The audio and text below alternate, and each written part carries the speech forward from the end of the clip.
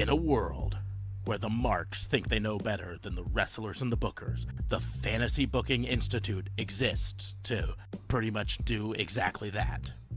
This is a visit from the FBI.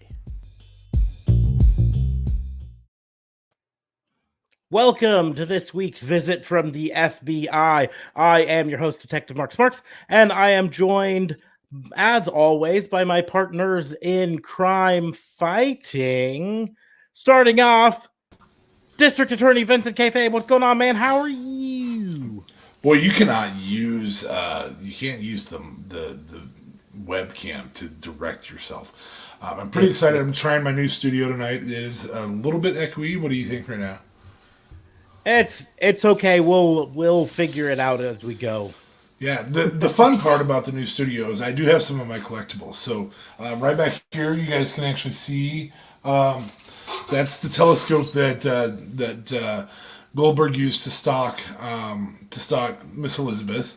Right here, I actually have a replica. It's not the actual chair, but a replica of the chair that Rock hit Mankind with. And then right here, I actually have the actual fireworks, or the actual pyro that did not go off on AEW at Revolution, and those are right there. So Bullshit. that's the ones that didn't go off. That's what caused the problem. See, I know for a fact that you don't have the chair that Rock hit Mankind. Because I said it was a replica. I have the chair that Rock hit Mankind. It's a replica. Mine's a replica. I got to be honest, I have to laugh because I actually put that chair back there about, 20 minutes before we went live to cover up some boxes I didn't like back there in the corner. And I was like, it's a folding chair. It's just like they have in wrestling, they hit people with. So. Yeah. I was actually going to go get some old tennis rackets and mount them to the wall. I didn't have time. And then I was going to try and pretend I was Cornette this whole episode. That was not going to go well. No, you would have killed me. Sure was not. We are also joined by our partner from up north, RCMP JLB. What's going on, man? It goes. Right now you are seeing the replica of a chiseled Greek god. That's what you're seeing right now. I don't know. Yeah, man, it's going good. Can't complain. Things are moving on the up and up with Canada over here. Quebec is kind of opening up. We're like in the orange now, or getting to the orange. So I was gonna say, it looks like you're not the replica of a chiseled Greek god. Oh boy. More the Wish.com grizzled young veteran. Oh, that's fair. That's valid. I'll take it. Yeah, that was solid. Wish. Yep. Well done. So, if you are new to this particular show, this is the Fantasy Booking Institute, where we challenge each other to book some unknown and often unlikely scenario in the world of fantasy professional wrestling. We do not discuss these in advance, so our answers are made up all on the spot because we think that's funnier. Yep. It is. So, before we get into the actual fantasy booking, I do like to take this time to remind everyone that Raw and Order is part of the Tatnus Co. podcast network. So if you like this show, head on over to tatnusco.com. Check out the other shows there. There's some great shows over there. I also take this time to remind people to like, share, and subscribe. Click that little thumbs up button on YouTube or the like button on whatever podcast platform you use. We are now live streaming our recording sessions on YouTube and Facebook. So if you are one of the people watching us live, welcome. If you're watching us later on the replay or even down the road listening to us on the podcast, thank you. We hope to see you again. But like, share, and subscribe, and follow us on the social media at Raw and Order WBU is where I post everything on pretty much any of the social medias. We'll go over all of those guys' social medias later in the show. This guy. Yeah, that guy. So, I didn't do the little @ thing on my new. Oh yeah, what job? Failure. No, sure didn't. Failure. You are what the Spanish call el terrible. I feel like Smarks is doing that right now. Like he's like, oh, I got this. At JLB 420, 20. Real Talk Radio 8. Real Talk Radio is the brand. It's catchy. That's it. Whether you're mocking me or whatever, it's still catchy. I've heard it. We're mocking I've you. heard it for 83 straight weeks.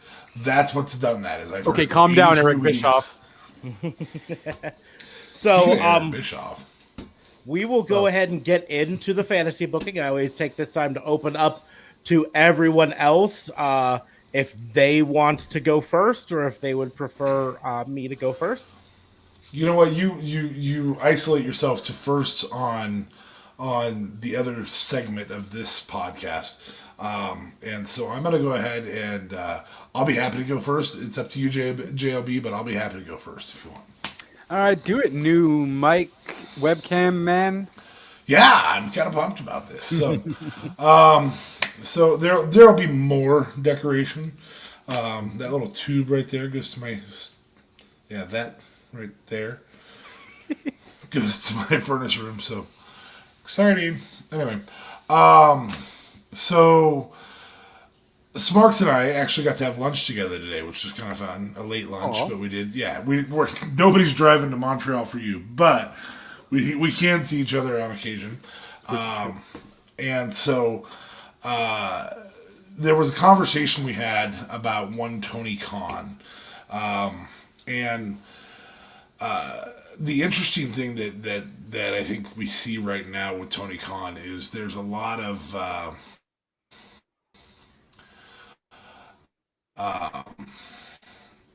he's doing a really good job of trying to be involved with other organizations, so to say. So my fantasy booking is to have Tony Khan book a crossover product promo, like a 6-month period.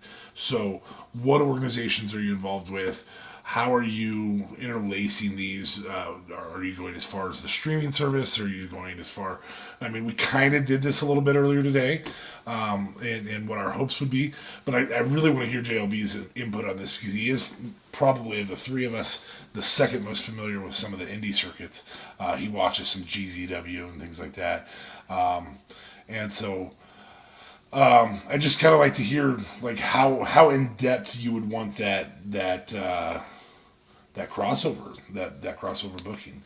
I have a smaller one later if you want it, but that's kind of the one I'm looking for right now. It's just we will go with this. I'll go ahead and go first since it kind of started with one of our conversations, and this way JLB can understand where we were coming from.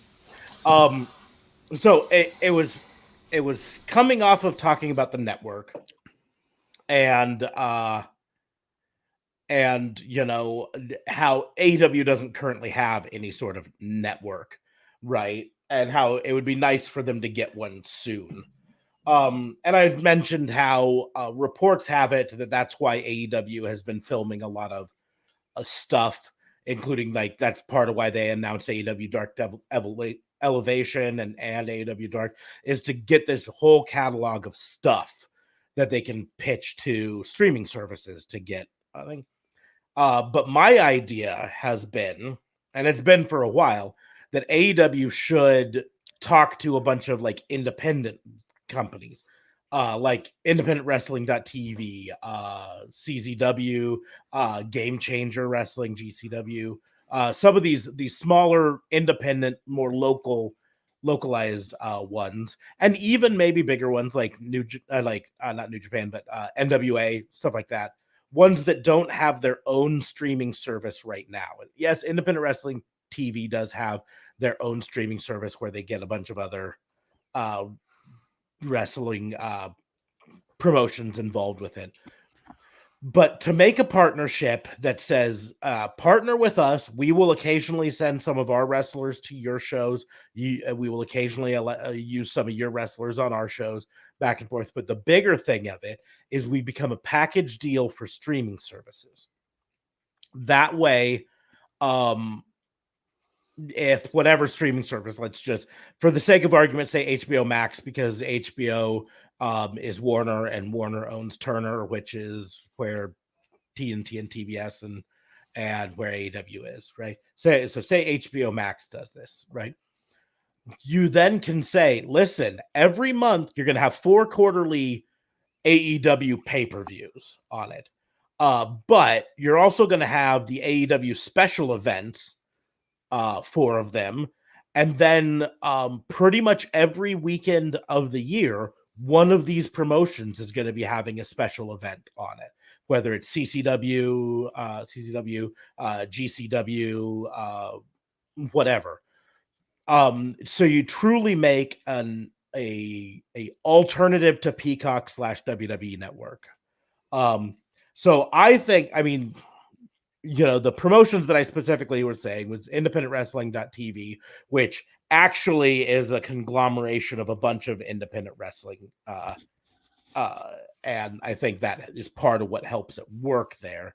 But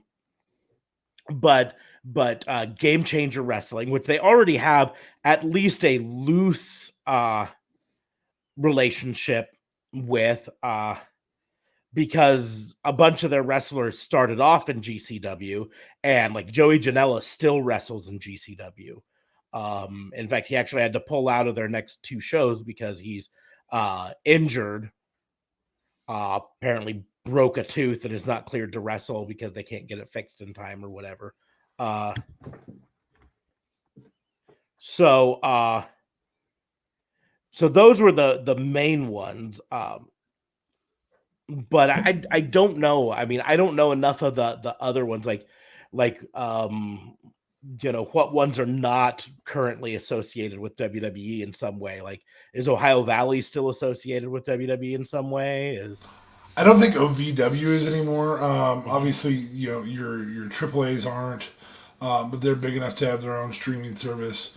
There's some others like, you mentioned CZW.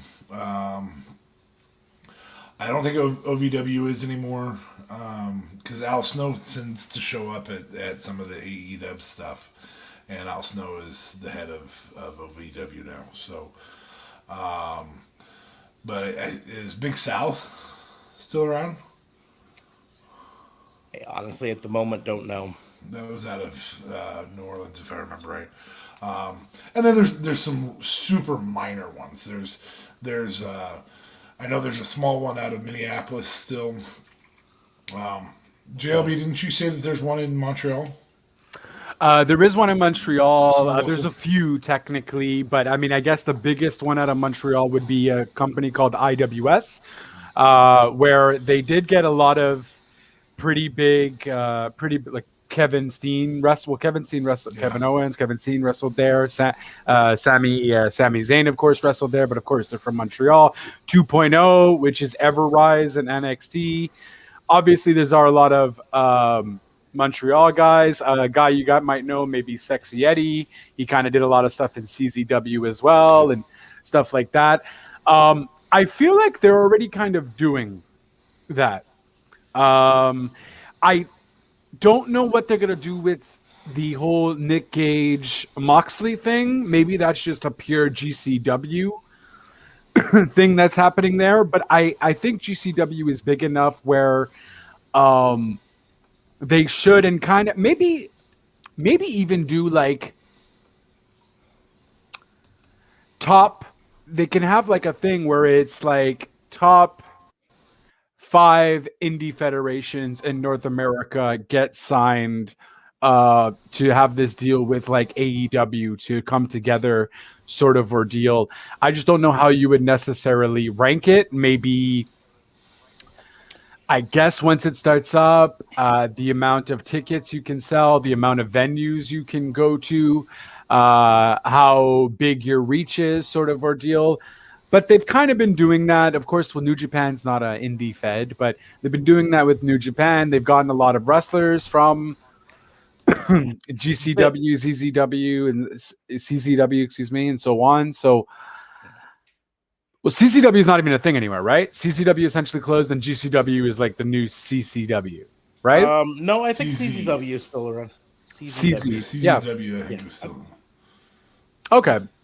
The reason that the biggest thing with this is based on streaming, not just talent sharing and not just like ticket based, but the streaming option. And I have to amend my actual answer a bit because I just checked here and independentwrestling.tv might already be this.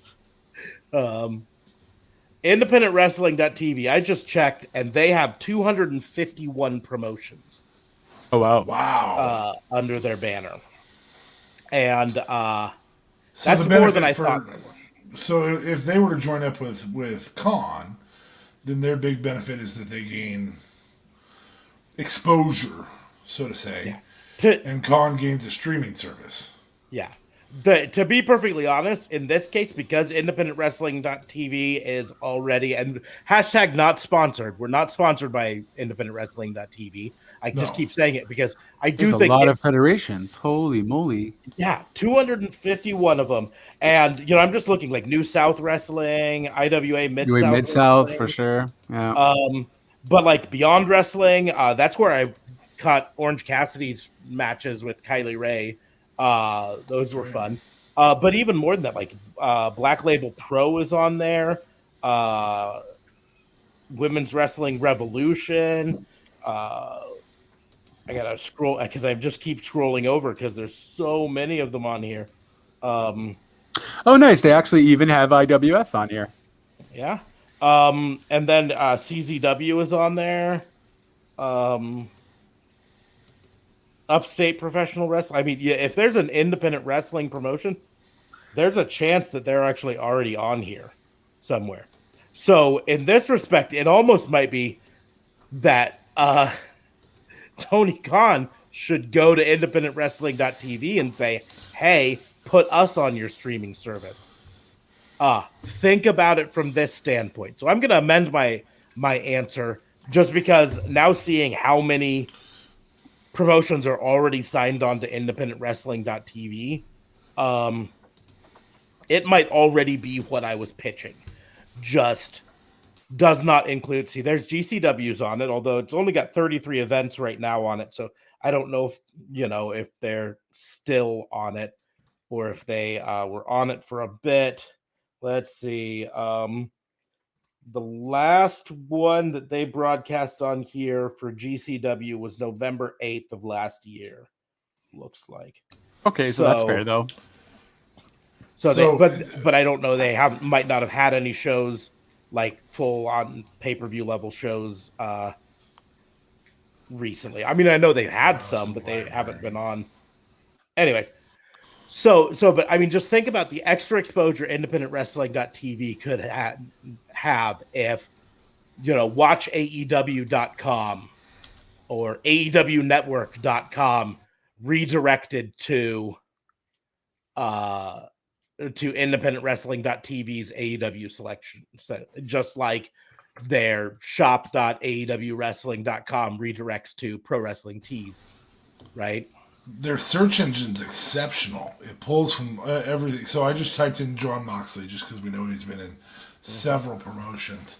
Their search engine is exceptional. What? Yeah. Chikara's on there, and Chikara I don't think exists anymore. So I think this is a really, really good. Like this is the partnership. This is the right partnership, and it's a get while getting's good thing that could work really, really well for AEW, because then they can partner up with these guys, and they can have a streaming service while WWE is struggling with their Peacock partnership right now, on getting everything updated. So, and like I say, it's a win both ways. AEW gets a streaming service that they can tout. And they can also say you can also go there and find the future AEW champions wrestling for one of these other promotions. Because in the end, everyone AEW will eventually sign in the future is probably going to appear in one of these promotions at some point, right? Right. So AEW gets to pitch this as get to watch our stuff, but you also get to watch the best of independent wrestling all for one price, and independentwrestling.tv gets additional subscriptions and a cut based on the AEW bump. It's a win-win. That being said, I do have to tell everyone here, if you are not subscribed to independentwrestling.tv and you consider yourself a wrestling fan, like especially a non-WWE wrestling fan, it is a heck of a deal. Wow, it does sound like you're sponsored by them, like totally. Yeah, I wish I was. Jesus. I mean, yeah, $100 a year, that's pretty good. I don't know how updated they are though either, but at the same time, not a lot of shows happened in 2020, so like IWS I see goes until April 2019. They have Damian Sandow on here. I wonder if he's listed under Damian Sandow, but I just looked up Christian Cage. But yeah, $100 if you pay for the annual subscription, or if you just want to do per month, $10 a month. Heck, hop on there for a month, binge the crap out of like Limitless Wrestling and Beyond Wrestling, and then move on. Anyways, The downside is you can't search by WWE names from the looks of it. I'm sure WWE names are. I'm sure they have to do that for trademark. Yeah. But you can look up Christian Cage and Christian Cage shows up. So, But that's his Impact name. TNA and Yeah. an outside AEW of- name. I just think that's pretty cool. Yeah. So that's my answer. Like I said, I'm just. Yeah, I mean, it's kind of hard now because it's kind of been modified. done. At the same time, I don't see them going with something like that, like independent wrestling TV, just because it's too much. I think you have to maybe do like the top 5. I don't know how easy would for them to be doing something with HBO Max. I don't know. Sure, Turner owns HBO, but how much is Turner gonna wanna? I don't know. You know, it's possible they don't have a product. Peacock is kind of slowing down. I just don't see Tony Khan, as much as a mark he is and so on. I don't see him wanting to promote all those federations, but I could maybe see him do like a top 5 indie feds, mixing in with AEW. I just don't know how they would rank it. I don't know how they would do that. Maybe it would change once a month or once every 6 months kind of deal, depending on maybe your buys itself. And then if you can get on that top 5 ranking, AEW will, promote the shit out of you. You do cross-platforming. We get some of their superstars. I really want to see Nick Gage in AEW doing something with Moxley or Kingston. Really any Joey Janela, just any kind of hardcore crazy guy. He can wrestle Nick Gage. It's just he's obviously more of the hardcore dude. But him and Moxley are fun times, and I'm definitely watching that pay-per-view live, whether it be GCW or it happens in AEW. Almost imagine it's going to happen in GCW though, for sure. Or what's that other one? Where Moxley fought British Bulldog's son there. Knockout 5 or something. I don't know what it's called. Give me 1 second. Yeah. I'll do a quick Google. Moxley, Keep doing stuff like that, you're gonna end up like Mankind.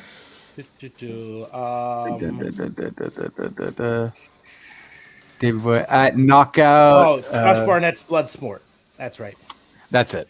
Yeah. That's not so much a promotion. Josh Barnett just hosts these events every so often, although it might be on this. I'm just looking here. I'm going to give one more piece of evidence as to why I think my idea works. Right? I just searched for Damian Sandow's real name just to see if I could find him on, and I did find some with him on it. But the top result doesn't appear to feature him, but it's Blitzkrieg Pro Scratch the Surface from May 7th of this year, so just less than a month ago. The main event was the CAP title match, which featured Brian Myers, VSK, who has wrestled on AEW Dark, and Max Caster of the Acclaim. Nice. So we already have An AEW member. an AEW member wrestling for that promotion. And so that's why loose contracts make sense for this. Yeah. And that's why, like I said, Tony Khan can, as long as he continues to pitch them as the pinnacle of this, right? Pinnacle, get it? He says AEW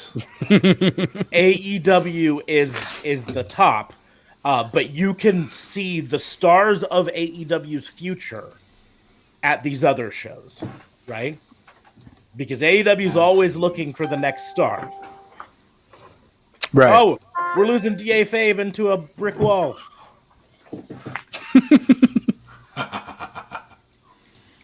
So it's just too much fun to play with. Yeah. That's what she said. Yeah, no one ever said that to me. I mean, what? Wait, what? What's the deal there? Sorry. What's the deal there? I just want to go to sleep. Just want to go to sleep. So yeah, I think that makes sense to do something along those lines. I just don't see what they gain in promoting smaller promotions. Because they can kind of get whoever they want, though. If they really want someone that badly, they'll just say, "Hey, you can kind of go wrestle here." Think about your touring schedule. Think about just your touring schedule. How easy is it to put over your wrestler if he's coming to, we'll just say Montreal, because that's where you're at, and so you put a guy in on Montreal, and one dude travels, puts over your product in Montreal, puts over the Montreal product. Mm-hmm. This is literally a throwback to the NWA days with a better access for everybody. You can show the video. You can show, all you have to do is go to independentwrestling.tv. Hey guys, make sure you check out Max Caster's match against a local talent from Montreal. Man, that guy really gave him a challenge. I hope Cody and Tony are looking at this. That could easily happen on any product. You can have feuds where you're pulling people up and putting them back, pulling them up, putting them back. See how they can handle. You don't have a situation like Lars Sullivan happen again, because you can test how that guy can handle that big crowd. Yeah, even more than that. Like I said, this is less about them actually scouting the next one, and more about them establishing a presence in a streaming service that gives people a reason to subscribe. Right. The other piece is, if you're in love with Seth Rollins, Tyler Black, I can almost guarantee has some videos on here. I can almost guarantee it. So now AEW has access to Tyler Black stuff. Right. Yeah, there's a boatload. There's a boatload of it. That's crazy. So then suddenly you're just stealing WWE's talents' videos. Not stealing it, because you're not going to play it on, you're not going to put, I guess for promotional stuff, if you get to that deep of a thing, and you want to show how Moxley can beat up Seth Rollins, you're like, look, he's beat some of the best in the game. And you have this partnership with independentwrestling.tv, you can actually run a promo with an existing WWE guy on it. Kind of like WWE did with Nia Jax and Britt Baker last week. Right. So, I mean, you want to talk about talking some smack, there's your way to do it. That was pretty genius, though, of them. I got to be honest. It was almost like an Impact-ish move, where you're absolutely. I gotta be honest. I almost feel like that was their Mankind wins the title mistake. It was pretty close. For this reason, Britt Baker then went on to, at the pay-per-view 2 days later, win the title, right? Now Britt Baker's at the top of the heap. I'm not saying that a ton of people tuned into AEW just because they saw that, but Right. I think it brought more eyes to AEW than it did to WWE. Anyways, I'm just looking here, and there's a match on independentwrestling.tv from Alpha One Wrestling from 2019. It's a Final Act 10, and it had Killer Cross on it. It had Trey Miguel, who still wrestles for Impact Wrestling, Orange Cassidy, Rahit Raju, who wrestles for Impact. There's a ton of people on this thing, and that's my point, is being able to just point to this and say the future stars of AEW get their start here, right? And yes, you're glossing over the fact that the future stars of WWE also get their start here, right? Right. The future stars of Impact Wrestling get their start here.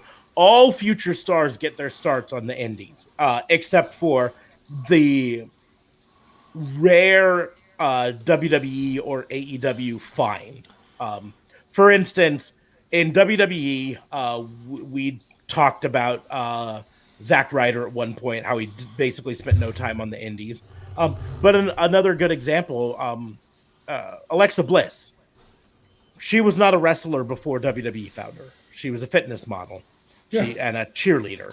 And she tried out for WWE Performance Center and got a call back and there.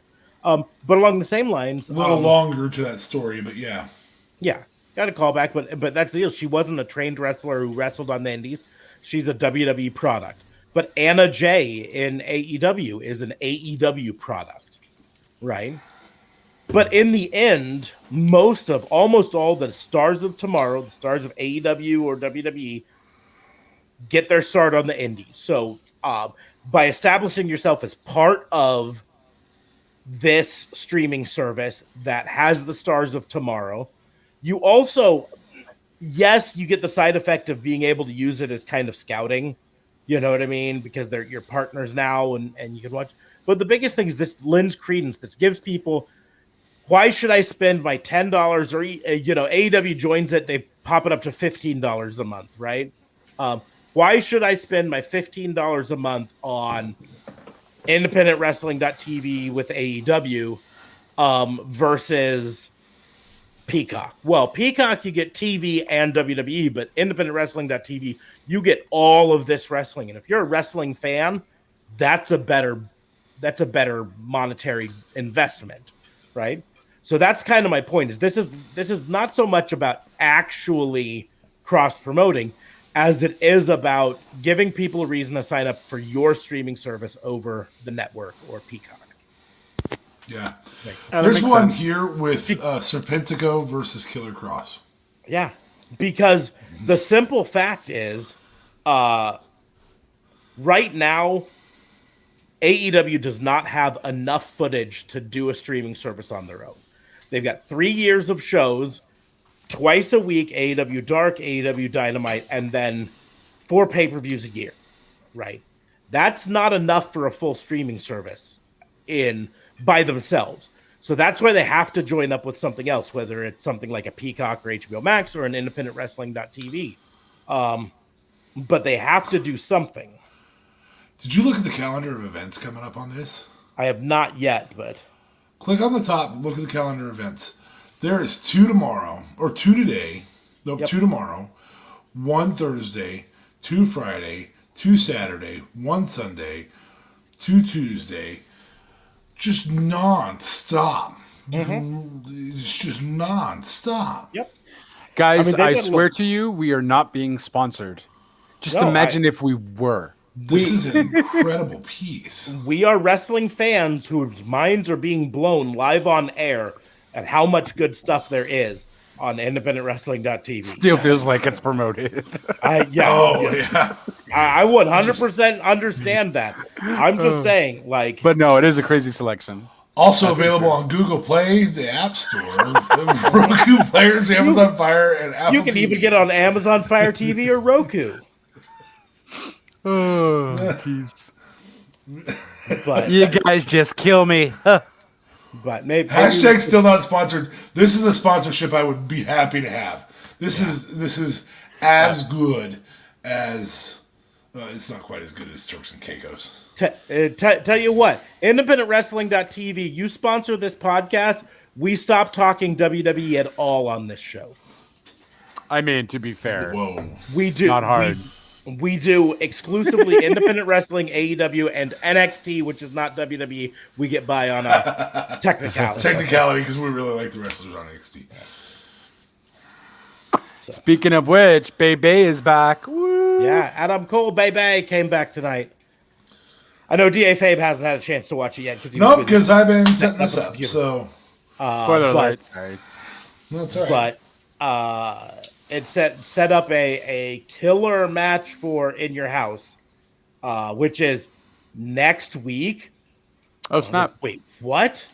So a week from Sunday. So not this coming Sunday, but next Sunday, I think is what they said.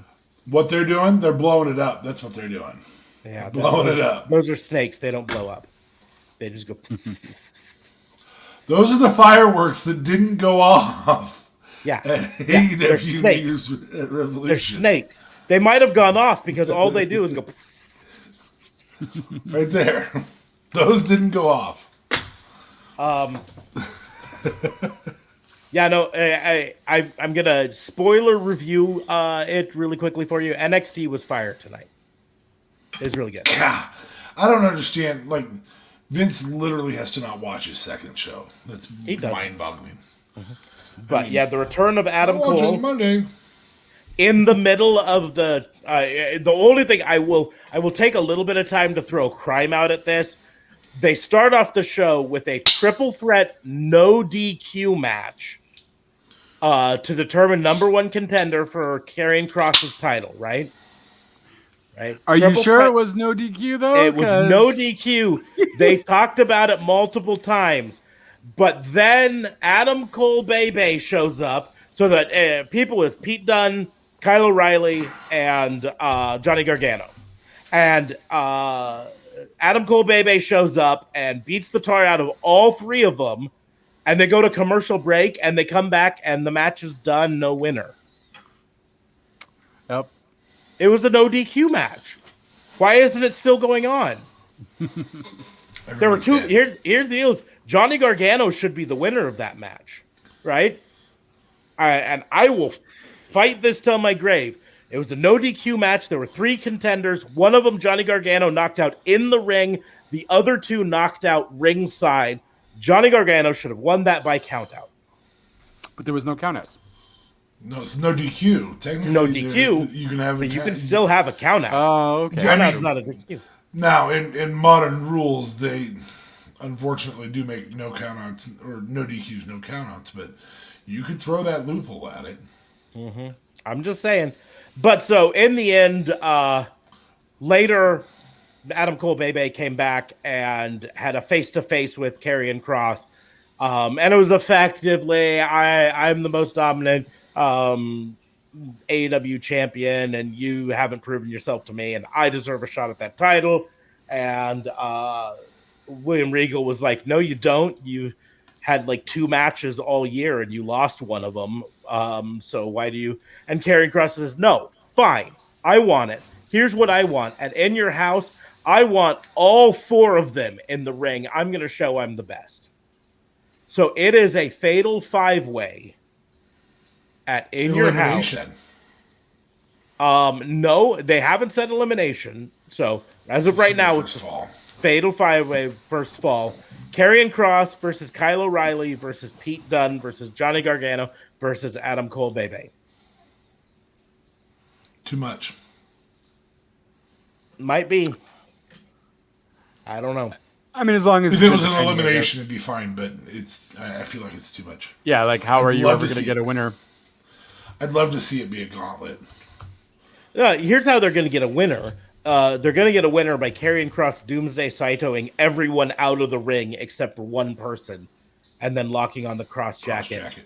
and getting that person. Yeah, they ain't taking that title off of him for a while. I really think the way they take the title off of him is a rematch with Keith Lee. Yeah, I'm going back that far. Yep. Maybe if I Keith feel Lee like can they're ever going to get roll cleared Keith to Lee wrestle back again. down. That's why I say that. I think they're going to roll Keith Lee back down. He apparently is not cleared to wrestle right now for some unexplained medical reason. Cholesterol. That's come out. Maybe. Who knows? But we will go ahead and move on to the next challenge. So, JLB, do you want to go next or do you want me? No, I'll go next just in case. I want you guys to at least have a decent last one. Yeah, but mine sucked, but it was really good talking points. There you have it. Mine might be neither. So, stick me right in the middle. I just didn't in say either case. of those things. I agreed with them, but I didn't say either of those things. Okay, so I don't know what they're doing with Nikki Cross. I guess she's going to be in the triple threat match then because she beat Flair on Raw. Or did you guys just not watch Raw? She didn't beat Flair. She just didn't beat the clock. lose. She just didn't lose. Right. Yeah. Yeah, I did that's not watch the Raw, dumbest but damn thing. Yeah. I did not watch Raw, but I read the results of it because I wanted to rage today. No, at and some first of point. all, the dumbest damn thing is having Reginald beat Shayna Baszler. Absolutely. That's the I most will agree. ridiculous Second stupid thing in dumbest the damn world. thing. That's the first dumbest thing. That's the dumbest thing in the year. Yeah, 400 days at NXT Women's Champion, and she loses to Reginald because, some fire went off. So then is Alexa Bliss going after Reginald now, or is it officially Shayna Baszler? I think it's officially, they apparently had a Bliss's Playground later with Reginald and Shayna Baszler showed up and yelled at Lily. Yelled at the doll, just said, "You're just a stupid doll." So I assume they're going to eventually have Alexa Bliss versus Shayna. Which might be interesting if Alexa Bliss can be a regular wrestler. But I guess we'll go with two because I hate both with what they're doing with Nikki. They're making Nikki look absolutely stupid. I almost thought because if she beats Flair, she's allowed to be in the allowed to be in the match at Hell in a Cell. But I might be wrong about that.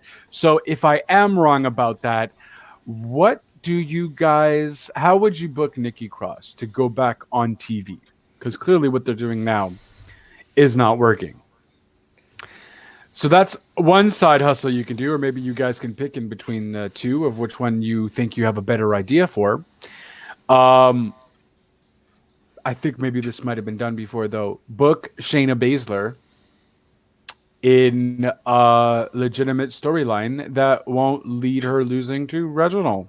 Like just a regular Shayna Baszler storyline. So you can just pick one, or you each can pick whichever one you want. So book Nikki Cross into a decent storyline, or book Shayna Baszler into a decent storyline with today's current talent.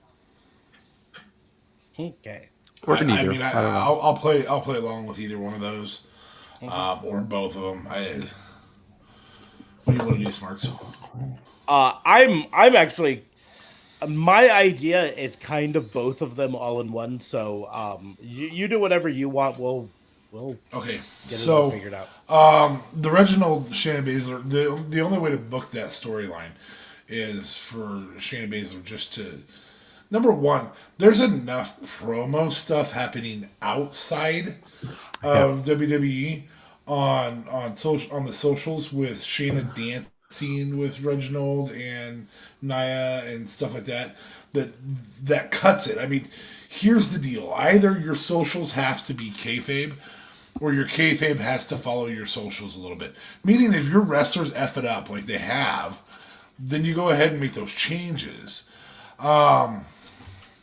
So I really think the Reginald, I do not understand for the life of me how the Reginald storyline has any freaking thing to do with Alexa Bliss.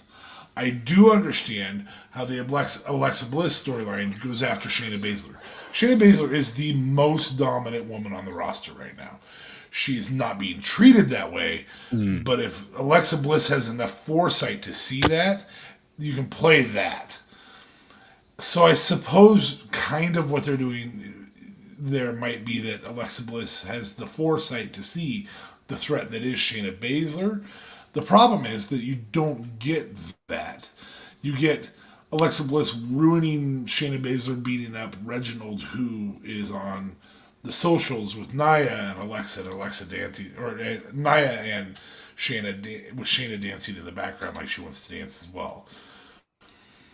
Huh? Like that's where that falls apart. I think what you do is you literally, rather than having the Kirifuda clutch be how she beats Reginald, I think you have her beat the fucking piss out of Reginald backstage. I have her do it on socials. I have her do it on screen. I have her do it in every which way but south. Hey, listen, Alexa's gonna attack me if you're around. I know it's not your fault. You come out to the ring. I'm gonna beat you. You can do that on the socials. But I almost screen, think they're kind of just have her attack him. Go ahead. I was just gonna say I almost think but Nia's got to be involved with this whole Shayna stupid thing as well. No, like they don't know where they're going though. The storyline that they seem to be leading to is a breakup of the Shayna and Nia tag team, because afterwards Nia was consoling Reginald, and celebrating with him of the victory, right? Yeah. So there's that. I think my view on the storyline is Alexa's not going after Reginald. Reginald is the tool in going after Shayna. Yeah, and I think that allows Shayna to try and refocus on the tag titles or on her own matches and stuff like that. Nikki Cross, the problem with the Beat the Clock challenge, a Beat the Clock challenge is two people wrestling two different wrestlers to obtain a modicum of dominance. Mm-hmm. It is not an actual dominance. It never works as an actual dominance. We've seen it in the past with like Sheamus taking on, Poop Dick McGee and hey, don't you go bad mouthing Poop Dick McGee. One he's job. a great wrestler. And so we've seen that in the past. The problem is this was just 2 minutes, and if you survive, you win. Like, that's the dumbest thing I've ever heard. Like, that doesn't work. That's not even a real match. It's just, hey, can you run for 2 minutes faster than Charlotte can run? Which is literally what she did. She got out of the ring. Yeah. I beat Charlotte. No, you didn't. Yeah, you ran away. You just didn't get beat by Charlotte. And so you're weakening her at the same time. I think what you do is you have her beat Charlotte. I think you have her beat Charlotte. So you do another, because you have to set it up soon. So next week you do another Beat the Clock challenge, and you flat out have Nikki Cross beat Charlotte, and then say, now I want a shot at the title. And I think that works absolutely fine. Or say to Charlotte, back of the line, bitch, type thing. I think right now what's actually happening is they're trying to buy time for Becky to come back, which we talked a little bit about over lunch. The problem is they're not going to properly bring Becky back either. I truly feel, and I know Smarks disagrees with me on this, I truly feel like WWE is trying to set up Charlotte versus Becky for Becky's return. Smarks actually has the better idea, and I feel like that is the better idea. I just don't think that's what WWE is going to do. So I'm going to say the way you fix the Nikki Cross thing is having Nikki, and this is the time you do a roll up. This is when a roll up actually works. So you have Nikki Cross beat Charlotte with a surprise roll up. That's fine by me. And then you have, on the Shayna thing, you just have her beat the shit out of Reginald. You just have her do it. beat the shit out of Reginald. Nia can get pissed. You can break up the tag team because God knows you can't leave a tag team together for more than a week and a half. So you might as well break up that tag team. And now Nia can be attacking Shayna, and we don't have to worry. And Alexa can be pissed off that isn't the route that it was supposed to go. Remember, Alexa and Nia have a history together, so I think there's something there that can be done. It's just a really, really fucked up comic book that isn't going to play out right. It's like, y'all ever watched Riverdale? Yep. On Netflix? Okay. Mm-hmm. It's not actually Archie. It's not even close to the story of Archie. Right. This is doing that with good women's wrestling, and they're turning it into Riverdale, which is an okay storyline if you write the okay storyline. And then you get to season 2, and you're like, why the fuck is this happening again? Yeah. That's Riverdale exactly what's happening here. Yeah, the second season was horrible. Actually, the end of the first season was horrible on Riverdale. So I'm calling you out, Netflix. But it was intriguing for, 9 episodes? Would you say, JLB? Yeah. That's I mean, I technically went full. I think I was still good after first 2 seasons. But then after that, it got just really stupid. Season 2, yet another murder in this tiny town. I'm out. Well, I mean, the gargoyle thing just got to me. Games and the gargoyle. I was like, no, out of here. I'm done. So anyway, but that's neither here nor there. We're not here to review Netflix series. Might as well. Ross. Yeah, no shit. What I'm saying is, your storyline is written so shitty right now that there is no way to properly assemble it. And maybe Smarks will tell me otherwise. Maybe Smarks will say, I got something for you, man. But for me, I think the only way to fix the Shayna Baszler thing is to make it a more direct story. Come after this story, do whatever you're going to do with it, make it happen. On the Nikki Cross thing, you have to have Nikki Cross beat Charlotte to really build some value to that. That's my humble opinion.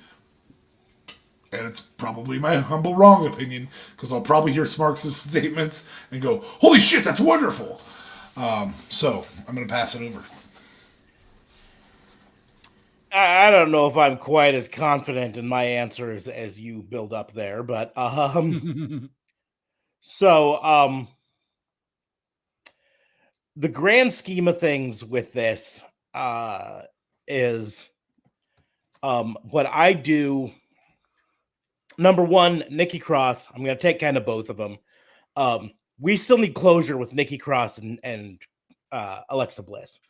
So instead of doing Shayna versus Alexa Bliss like this, we punt on that storyline and have Nikki Cross interrupt the next Firefly Funhouse, whatever you want to call it, with Alexa Bliss.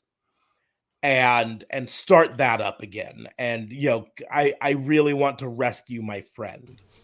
I like it so far. Keep going. Which gives both of them something to do. Takes both of them out of the title picture. Which Nikki Cross, she belongs in the talk of the title picture, but they're not going to ever do it, right?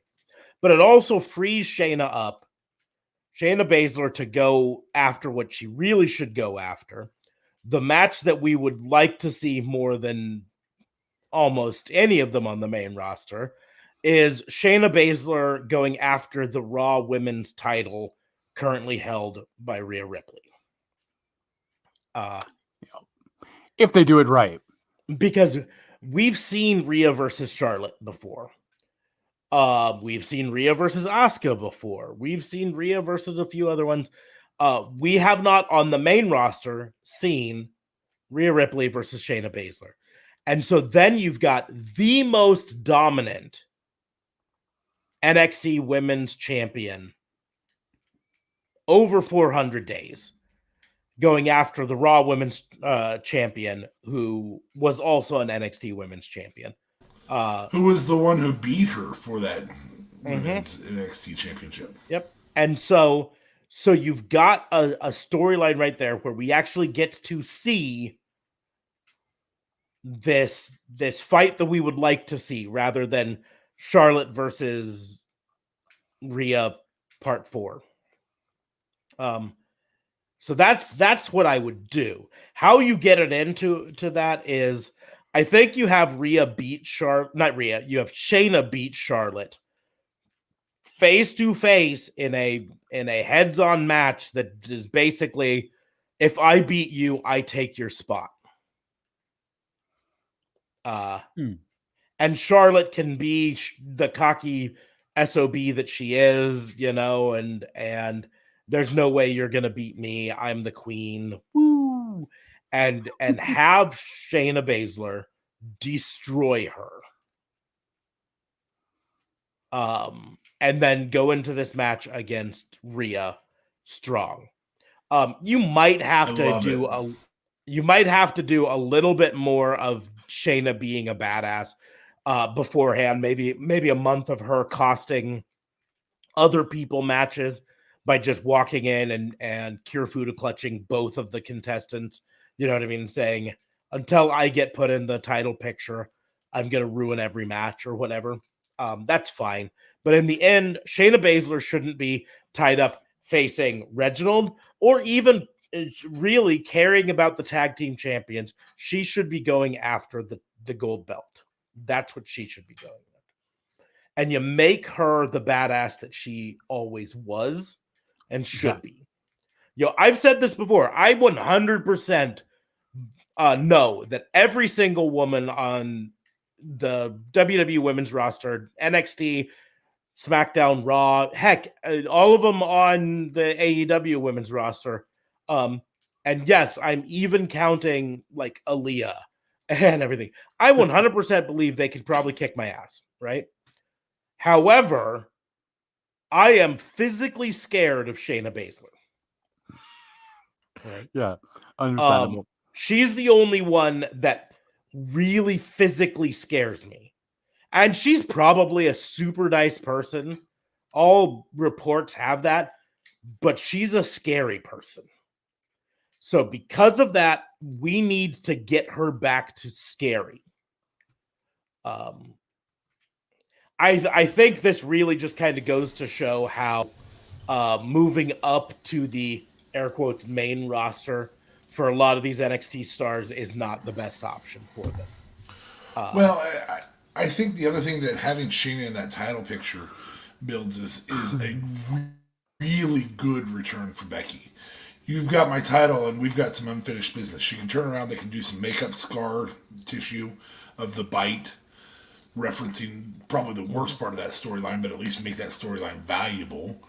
We've got some unfinished business, and you've got my title. That I like where that goes, having Shayna in the title picture, especially knowing Becky's 6 months or less away from being back in the ring, if she's coming back to the ring. Now, we don't have any confirmation of that, but it would be great to know. Yeah. To reference the storyline that D.A. Fabe was mentioning when I mentioned with Becky Lynch coming back, I'm convinced that they're setting her up to come back and challenge Rhea Ripley for the title. And basically, for lack of a better term, deliver the line. They said to be the man, you got to beat the man. Well, I'm the man, and you ain't beat me yet. Which is a match I want to see way more than Becky versus Charlotte again, or Charlotte versus Rhea. But I would like seeing Becky versus Shayna would be also good again. Yeah. Yes. So, okay. Well, that's both challenges there. So now it is time to move on to my challenge. And my challenge, you know me, I like to give slightly longer challenges sometime. I don't need storylines for this, though. The nice thing with this challenge for you guys is you don't have to come up with storyline, no reasons behind this. I've just been enamored over the last few days with the fact that with the crowds from AEW Double or Nothing specifically, and how much they added to that ambiance, that show just in general, right? Absolutely. and how much we've missed crowds. And yes, WWE had crowds for WrestleMania, but somehow or another, it wasn't the same. Like there was something about the WWE crowd that still felt forced and piped in, whereas the AEW crowd felt organic and in it. But so, and maybe that was location. Maybe the crowds in Jacksonville are better than the crowds in Tampa. You know, I don't know. But my challenge to you guys is I want you to book the three main matches of the first full crowd show that you could go to. Your first full crowd show post pandemic. What are the three matches do you want to see main evented? Now here's the thing is the rules of this are very simple. It's whoever currently wrestles for that promotion or free agents who could show up, right? But this is not cross promotion stuff. This is not, if you're choosing an NXT show, say, hey, I'm, the first live show that I hope to go to is an NXT show, then I need NXT wrestlers or free agents who might show up on NXT. And go. Who wants to go first? I think I'll go first. I'm thinking. Okay, thank you. No, that's fine. So first one that came to my head, just because I don't think I have seen it live in Montreal at a WWE event. But I would like them to see them maybe revive and redo the Kevin Owens, Sami Zayn feud. Not necessarily their most recent one, with him being, with him thinking that everyone's out to get him. Do that, but also make it like, something that doesn't involve Logan Paul and make it a decent kind of storyline. I guess selfishly, I would love to see that. Two Montreal boys go at it, but also at the same time, two very talented wrestlers. They are on the same brand, so that would work. I also feel like I've never seen a Seth Rollins match live. I must have. But I don't recall. So I would certainly like to see Seth and Cesaro go at it right in front of my eyes. I think that would be a good time. I don't necessarily... It's kind of done now, but I would certainly like to see that live. I've never seen the Cesaro swing. I would just love to see the Cesaro swing live. That's great. That'd be hilarious. Your luck that very first time it happened, he just swing dance with whoever was in the ring. Say that again? He would just swing dance with whoever was in the ring. Swing. Hey.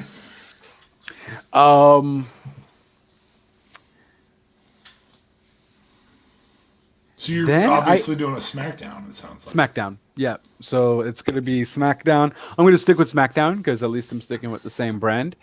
I think I might want to go... Who's Roman facing right now?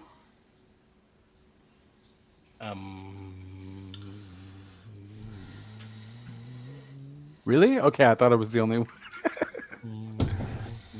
I don't know if they have a Roman, like an actual number one right now.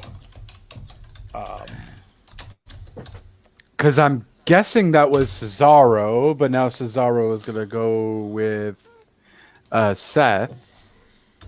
So I guess they just probably don't have a person right now.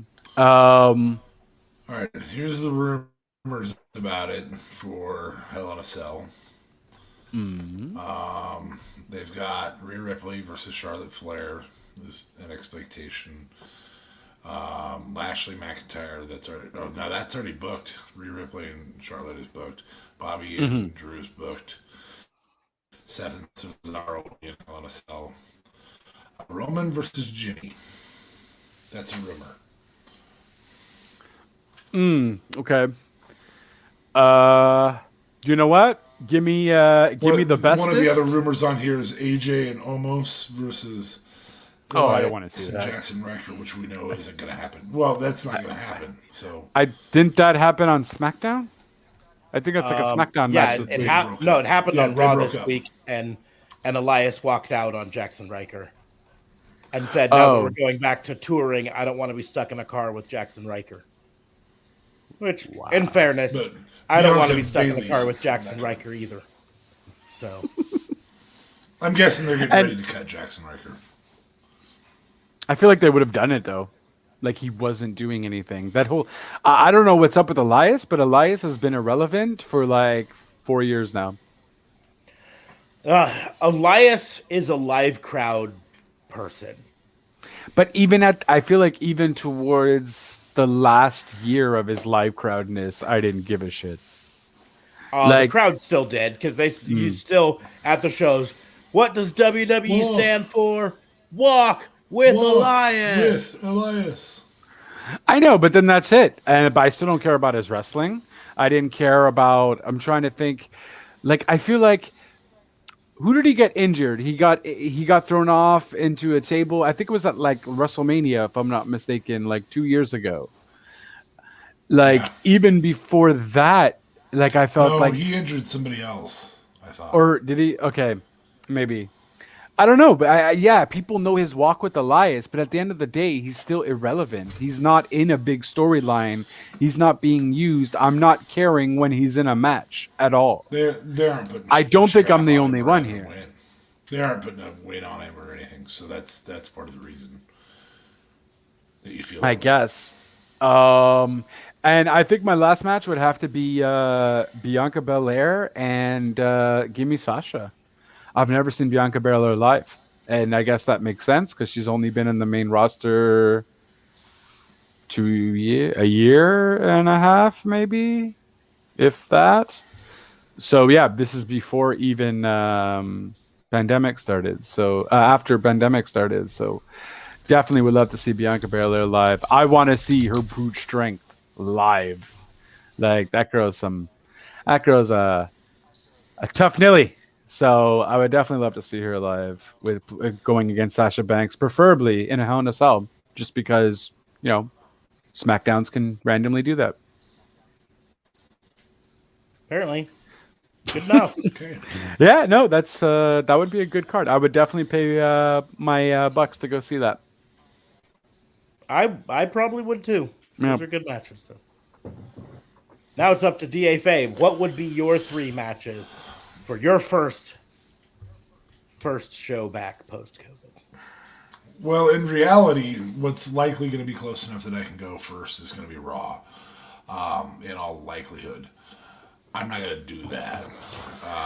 NXT doesn't really tour, so that sucks. Yeah, you can So- still book it.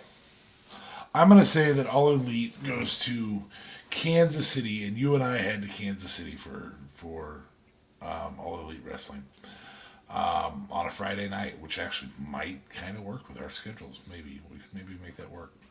Anyway, we're going to have the pleasure of seeing. I need to enlarge this a little bit so I can see everybody here. We're going to have Britt Baker in a match.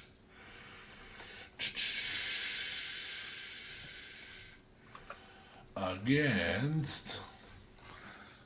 I'm deciding here. Hold on.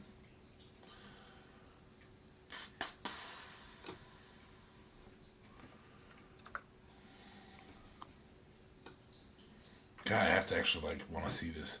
Jade Cargill. Oh, that would be interesting. And the setup the week before is the number 1 contenders match between Chris Statlander and Jade Cargill just to get Smarks all sorts of hyped up for this. But Jade Cargill actually gets the win over Chris Statlander. I know, Smarks, you're going to stab me for saying that the next time you see me. Boo. The next match I'm going to have on this card is going to be a resolution And it's going to resolve something that's happened in the past. And it's going to be QT Marshall versus Dustin Reynolds in a first blood match. Because I think in Kansas City you can cut. Can't believe QT Marshall is part of your must-see matches. Yeah, that's It's the first blood part that's. I mean, yes, I could do more must see, but I want storylines. I like storylines. I like to be able. if to QT Marshall doesn't bleed within a minute, I riot. And then last but not least is going to be the Jungle Boy versus Kenny Omega match that's already been booked. Oh, yeah, that all day. Give me all. I'll give you all my money just for that match. Like, Yeah. Well, and I think this is a really good opportunity to have Adam Hangman Page come in, maybe interfere. That story didn't really end yet, and AEW's very good about this. So I mentioned earlier having Becky Lynch say, "I've got unfinished business," and pointing at the scar on the back of her neck that isn't really there, but again, makeup can do. AEW's actually good at this. They're actually good at bringing up. We've got unfinished business from a year and a half ago. And I think that's a really good way to go about that. So have Adam Hangman Page be the reason Jungle Boy wins, which gives Jungle Boy the credibility he deserves. But Kenny Omega, there's a certain amount of Kenny Omega can't take the loss to Jungle Boy that exists right now. I suppose if he did, we could all learn to live with it pretty quickly, I think. yeah. But I truly, and before we recorded the review on Sunday night, I truly believe that Sunday night we saw the birth of the AEW originals. I truly believe we started to see that movement towards not Jericho Moxley, but Kenny Omega, the first domestic major promotion he's been with, now AEW. Miro's probably the downfall of that right now. Not that there's anything wrong with Miro, but I think we saw, between Jungle Boy getting his win, just some of the other matches we saw as a whole, I really feel like, we saw Sammy Guevara pull off the win on Sunday night for his team for the Inner Circle. So I think we've seen the birth of that, and I think Jungle Boy is a perfect person to put that on his shoulders. But it doesn't mean it's going to happen.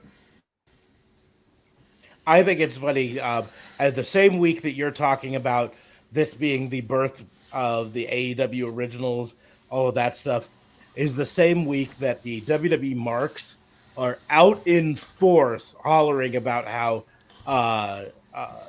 AEW is making the same mistakes WCW did with bringing in all the old guys, because now they signed Mark Henry. Mark Henry's not going to wrestle. Yes. Yeah. He's a commentator coach. And if you've ever heard him and Big Show banter in real life, because they're really close in real life, that show is going to be one of the most must-see commentator combos that you'll ever have. Mm-hmm. Even more than that, if I remember correctly, Jade Cargill was trained by Mark Henry. So we talk about AEW originals.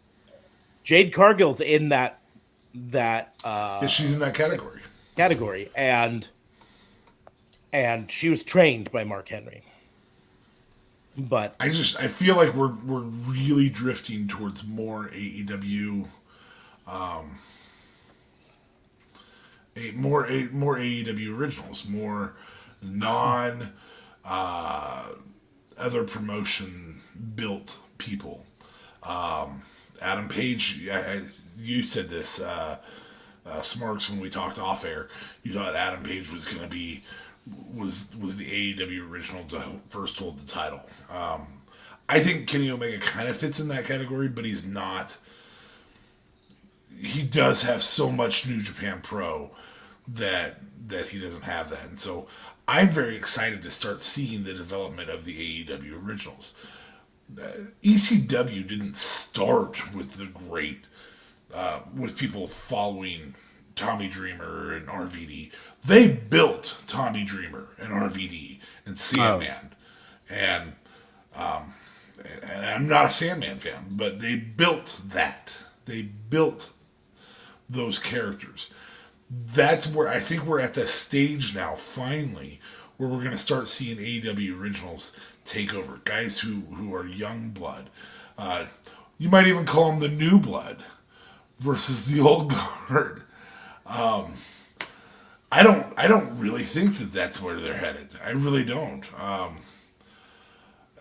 And I don't know how you could say that, how the WWE marks could say that, because Miro was a mistake for WWE to lose.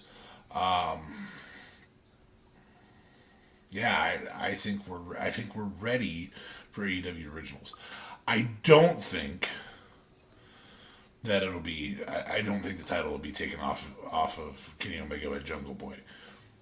But we've talked before about how to properly book Kenny Omega losing his titles, and if Jungle Boy is the last of a series of people who just cascade the gold right on off of him, that's not a bad way to do that. So, but yeah, no, for the most part, I agree. I wouldn't have booked QT Marshall in my dream first show back, but that's I'm still on I that. didn't say it was like a dream. I just think it'd be a really great match to see. I didn't hear anything after he said QT Marshall in our first blood, and I was like, oh, I'm not going to this event. Yeah, You don't want to Not see doing QT Marshall bleed?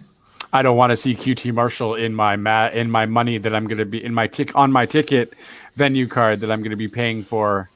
Because Fine. Sammy Guevara versus Scorpio Sky for a number one contender for Miro's TNT Championship. Does that make you feel better? I'm there. all right, I'm down. Yep. Yeah, 100%. yep, I'm there. 300%.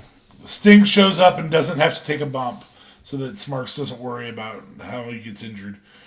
But he signs autographs for hours on end on the concourse, and he'll talk to you as long as you have questions for him.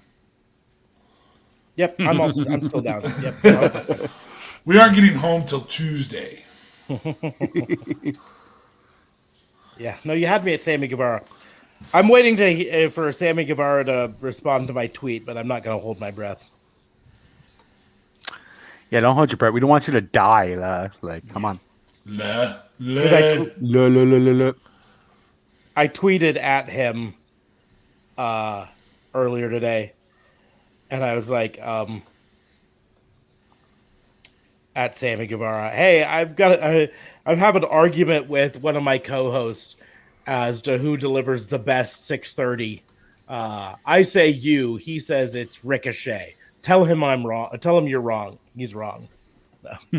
I'm waiting to hear back on that. Yeah, I don't think he's going to get involved in that. He's like, yeah, this is your battle, bud. It's subjective. And he knows that Ricochet does it better than he does, so he's not going to say anything. What? What would happen?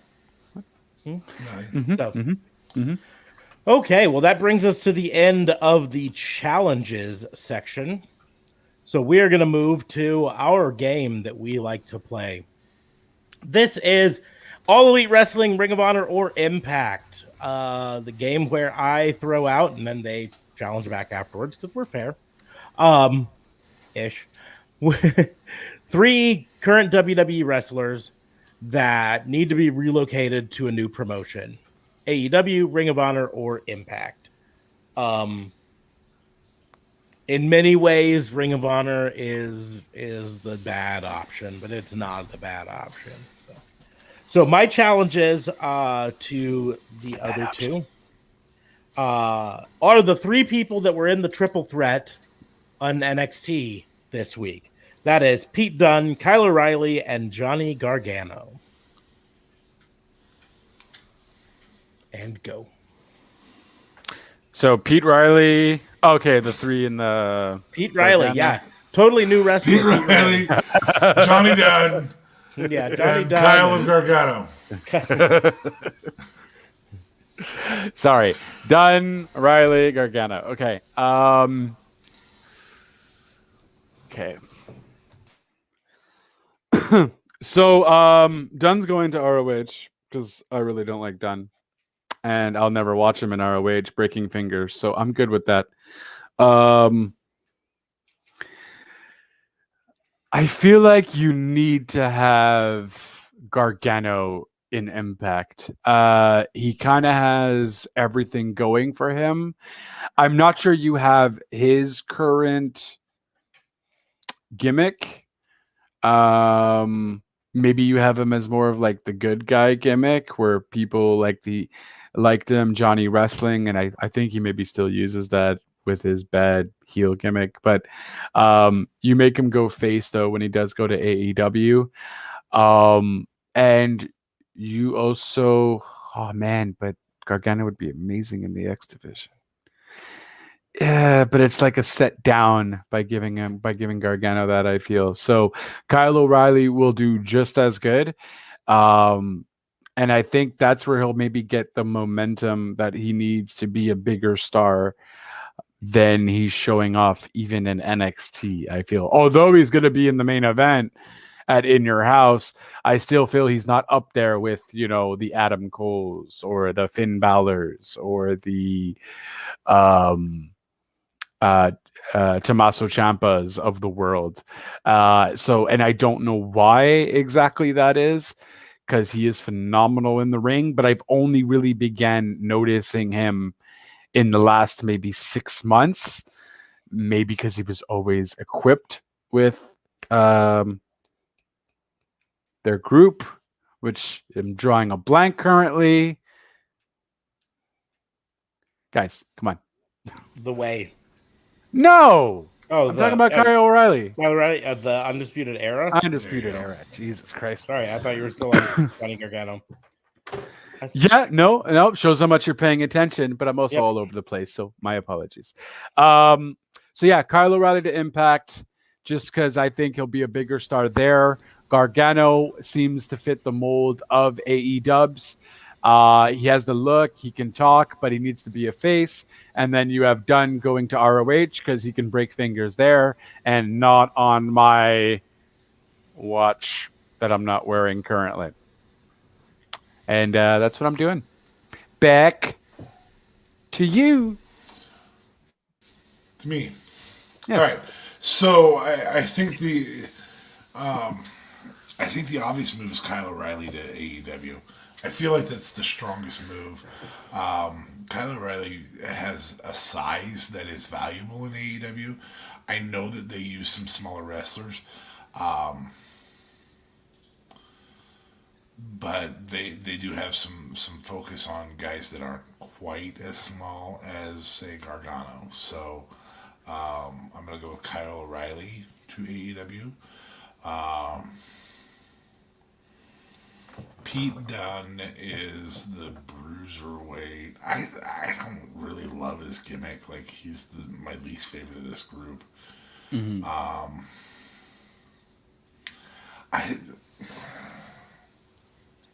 I'm gonna send Pete Dunne to ROH. Just, I hate the finger thing, man. I agree with you. I know. I hate it. I hate the finger thing. Like, it was cool at first, but then it just got stupid. It's cool when the villain used it. Go ahead and make your remarks, Marks, if you want. That I'm never. Oh no, you're gonna leave yourself muted. You're like, I'm not talking about the villain. I don't know. I don't know what it is. Yeah, I don't really like Pete Dunne. Yeah, so, not a fan. I suppose he's gonna go to and I enjoy his matches. I just don't like him. Like, I don't know. Me too, though. That's exactly how I feel. I can totally see like Eddie Kingston and Gargano having a match. I could see Gargano with a lot of guys in AEW. I could see Sami Callihan and Gargano with his underhanded shit. I love it. Like, the more I think about it, the more I want Gargano in Impact. Kyle O'Reilly fits anywhere. Kyle O'Reilly is one of the best wrestlers in the sport. He can literally go to any one of these promotions and elevate the promotion. And excel. That's how good he is. Yeah. So I'm going to put Kyle O'Reilly in AEW, Johnny Gargano to Impact, and the Knuckle Cracker to ROH. The knuckle cracker. I can't. I don't know. There's some moves that are done, and I'm going to go on a little rant here. There are some moves that are done, like this little thing that Shayna Baszler does.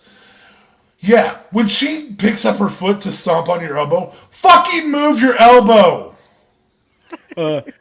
She pinches a nerve and locks their elbow in that way. No, but she locks it. You can't move the elbow because she has it locked, and then she just stomps on it. That's the thing, though. Shut up.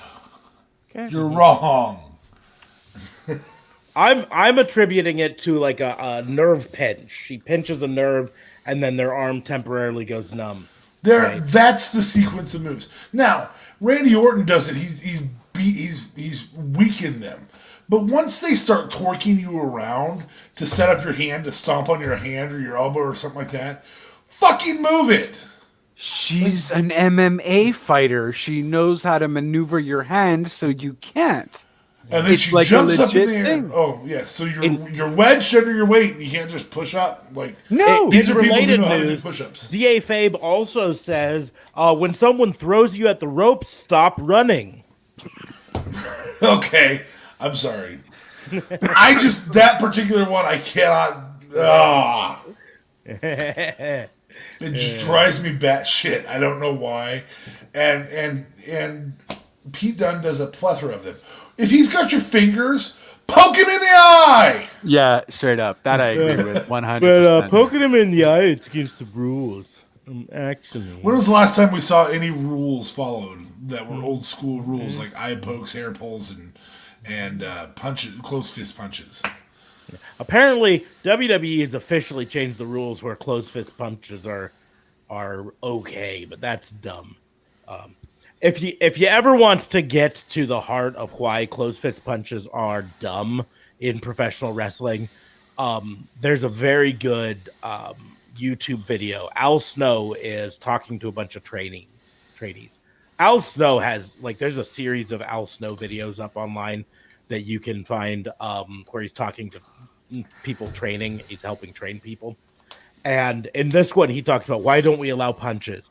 And he goes into the reason why punches are illegal. And the biggest thing is this. It's when you're trying to sell stuff on TV, a punch breaks kayfabe faster than anything else, right? Because none of us, the three of us on this podcast, the people listening at home, people watching the live stream, people watching the replay, none of us have taken a suplex and actually been lifted up in the air and then suplexed down, vertical suplex. We don't know how bad. Not a vertical suplex. Yeah, I mean, I was a wrestler. I've taken but kind of a snap suplex. We don't know how that hurts, right? So our brains get to make it hurt however much we want it to hurt.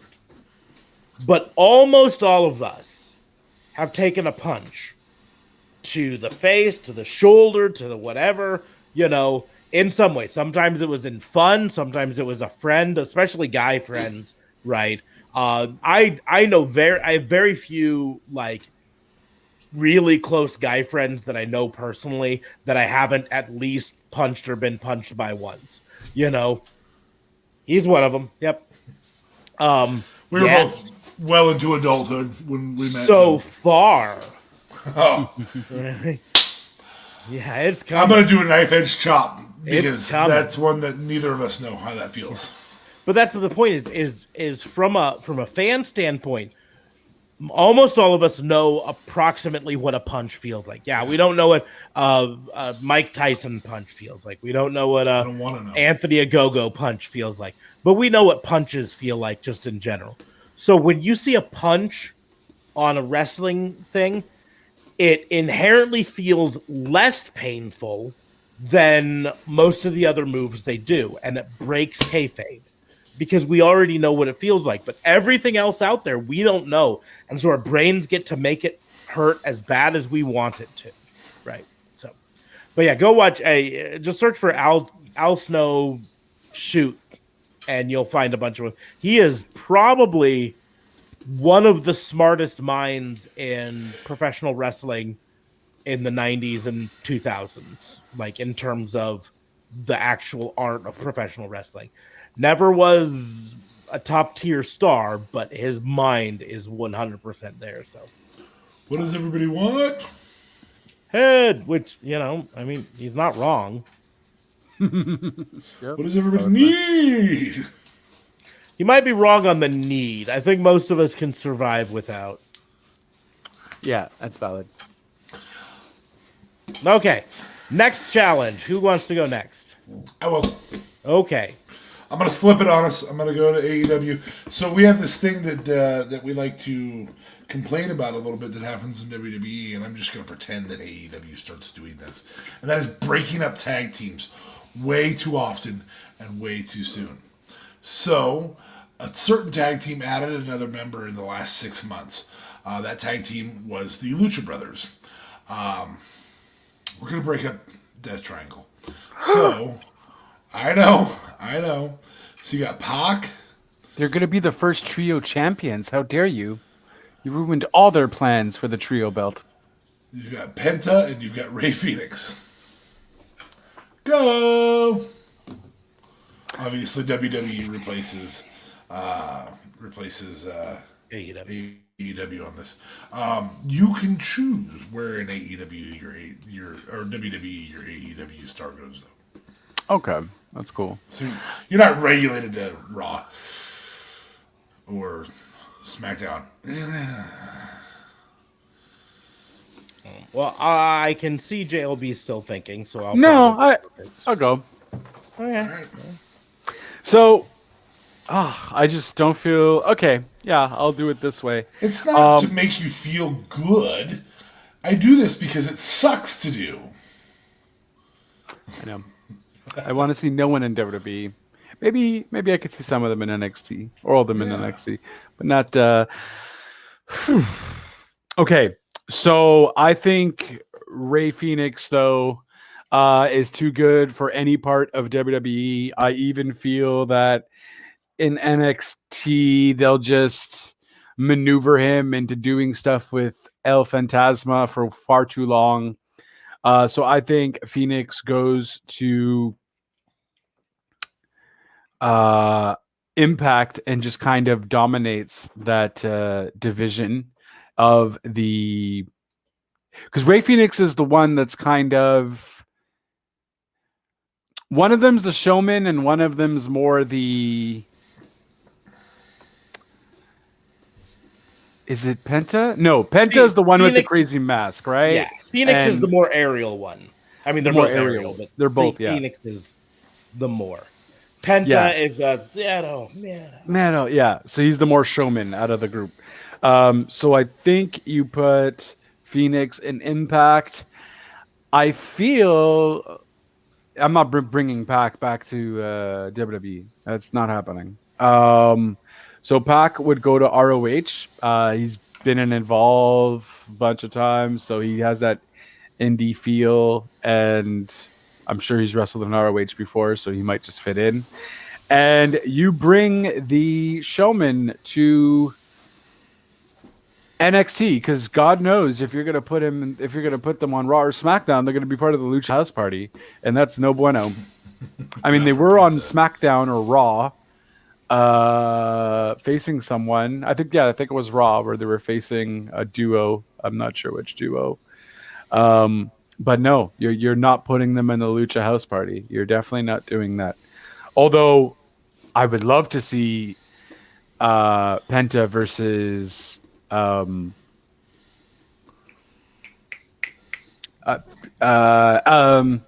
it, one of the guys from Lucha House Party. There's only two of them. I know. Or Grand Metalik.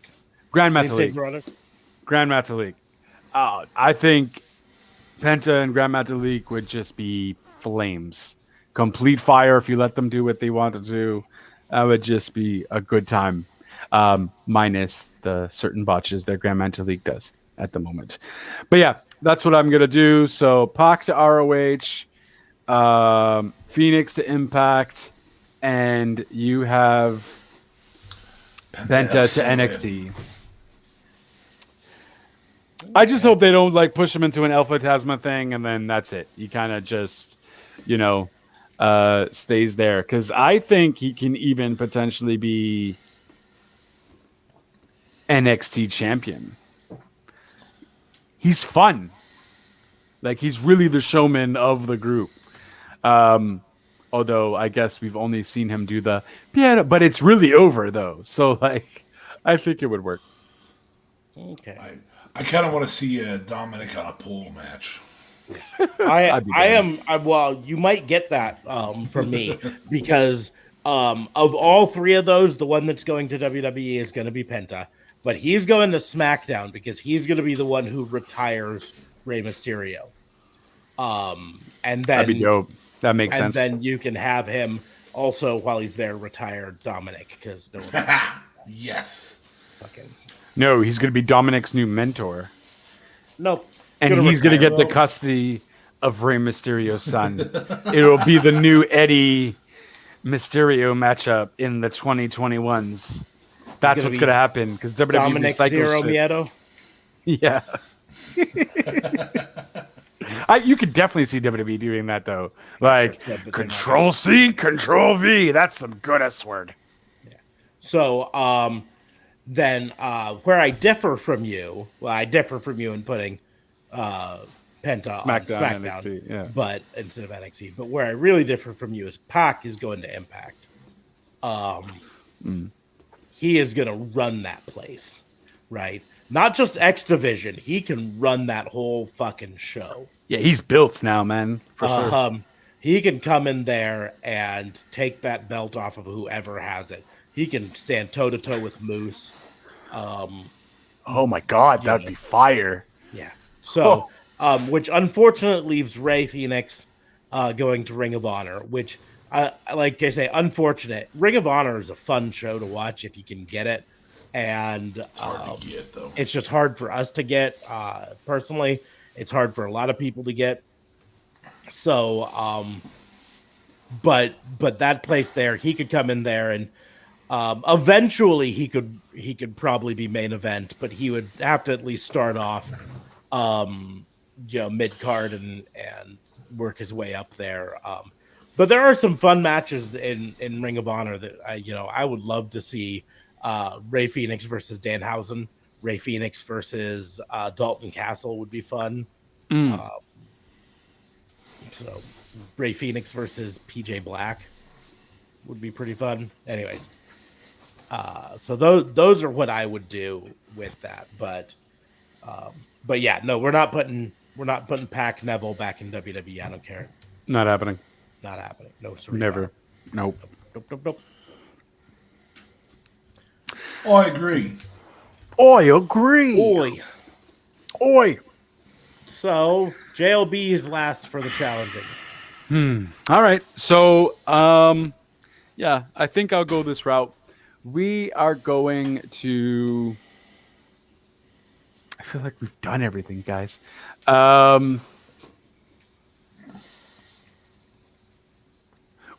We have to do current, right? Or not necessarily? I felt like we've done some future time machine ones. You got a time machine. Oh, look at that. We got a time machine. Yeah, all right. So we're doing time machine. Okay. Yes. And we are doing big guys. Oh, I know. So yes. No. Scratch that. We're going to kind of go cryptic with this one. I was going to say it in such a really mean way. You were going to say dead guys, weren't you? I was going to say dead guys, yeah. Dead guys. Guys who have passed away, unfortunately, in the wrestling business. Also known as dead guys. Yes, go move on. So we are going with Owen Hart.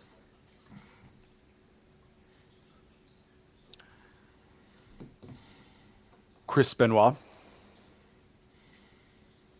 and Eddie Guerrero.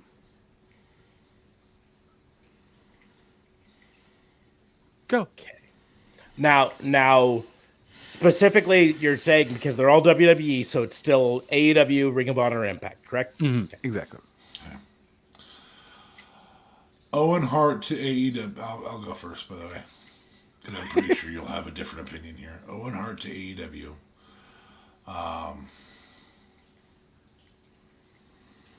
Because I don't think AEW will ever saddle him with a blue blazer gimmick. You sure won't. Definitely. At least I hope not. Owen liked the Blue Blazer gimmick, though, didn't he? I think he liked it. He just didn't like the whole rappel down from the roof and die part. Yeah. I mean, yeah.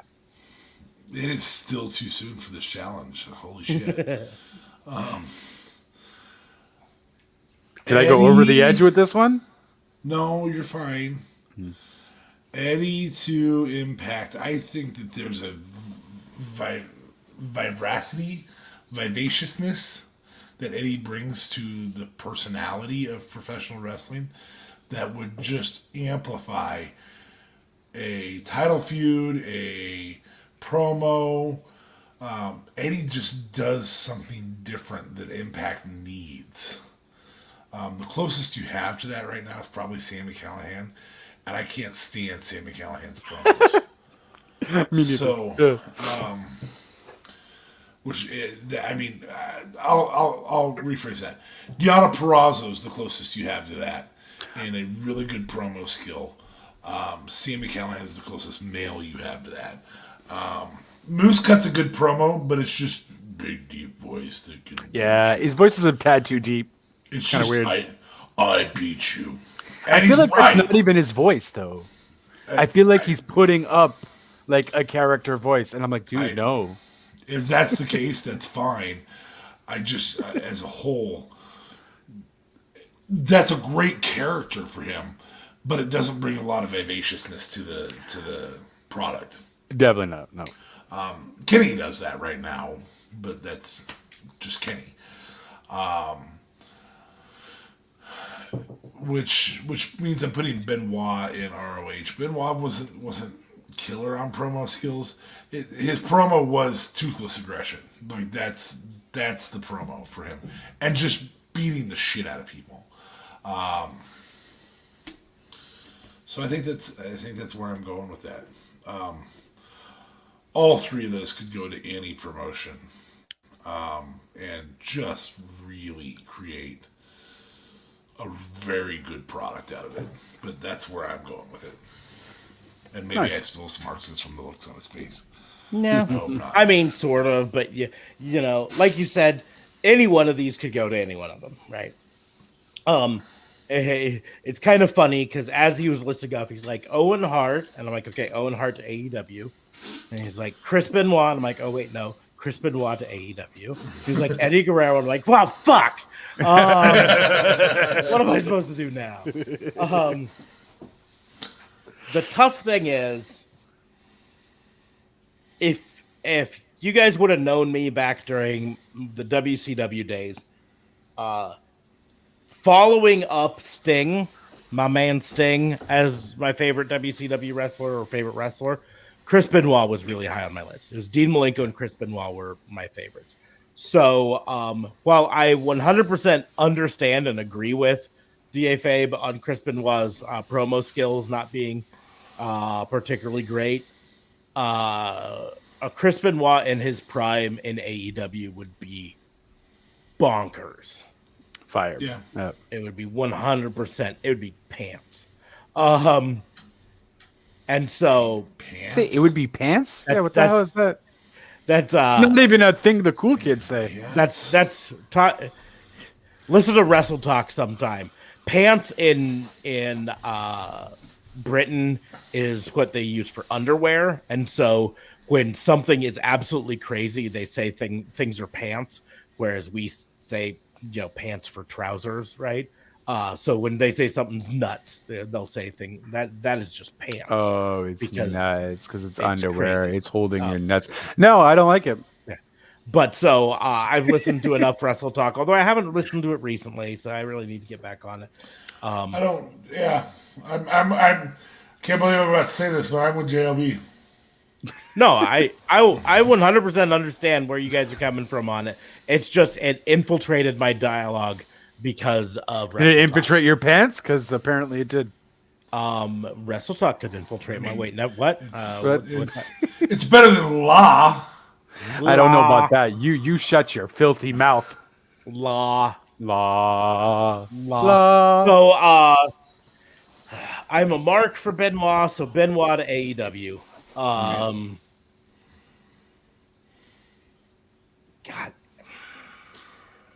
Eddie Guerrero to Impact.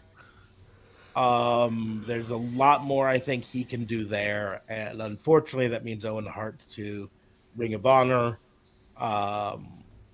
which kind of sucks, but you know. I'll never see him wrestle, you son of a bitch. Just have to find a way to watch Ring of Honor. I guess. I do find it very interesting that we both think that Impact could be amplified by a personality like Eddie. Mm-hmm. But you think about it. I mean, in their heyday, they had things like LAX, which was amplified by Conan's ability to cut a promo with "Viva la Raza" and all that type of stuff. So, I think the Latin flavor is maybe what's missing a little bit in Impact. Is that a possibility? That's Possibly. possible. Like, they really don't have an LAX now. They have Hernandez, who was one of my favorite big dudes of all time. Mm-hmm. I've said for years that he should have been the Impact World Champion, and I don't think he ever has held it. I think he should have taken it off of Kevin Nash. He's been there forever, though. Anyway, moving forward. Yeah, well, that's what I would do with that. So yeah, that brings us to the end of the AEW Ring of Honor or Impact segment of this, which also kind of brings us to the end of the show just in general. Oh, that's pants. That is pants. La.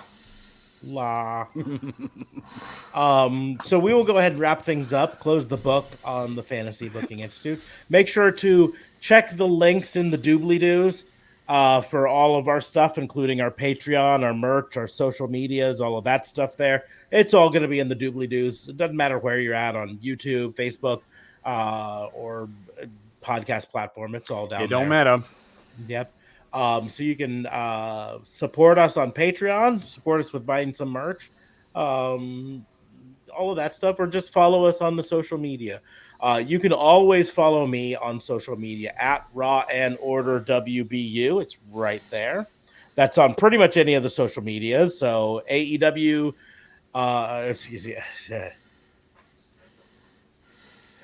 Facebook, YouTube, any of them. TikTok, Twitter, you can find me there. You can follow DA Fabe at DA Vincent K. Fabe.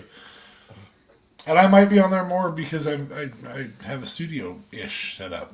Mm-hmm. Getting there. I doubt it. And I'll probably just watch porn in here. Yeah, you probably will. You'll decorate those walls. Good thing they're white. Yeah. That's disgusting. You can follow JLB at JLB420. Real Talk Radio is the brand. Is the brand. Real Talk Radio 8. Real Talk Radio 8. Anchor.fm/RTR. I passed my exam, guys, so I am happy camper. And I should have a lot more stuff up. I'm going to watch Spiral tonight, along with Cruella. So I'm going to get a good mix of movies in my system. And so you should look out for the reviews for that, because that should be a good time. And you're not getting to bed till 4:30 in the morning, dude. Well, you know what? I passed my exam, so I'll go to bed any goddamn time I want to. Thank you very much. Yep. How Canadian was it that he censored himself on that? Gosh darn. Don't go to bed whatever I gosh darn wanted, don't you know? Oh, I'm sorry. Well, I'm sorry. Gee, golly. Anchor.fm/RTR at JLB420. And there's a website there, but I've never done anything with it for a year, so I probably won't start now. Yeah, that's it. That's all I got.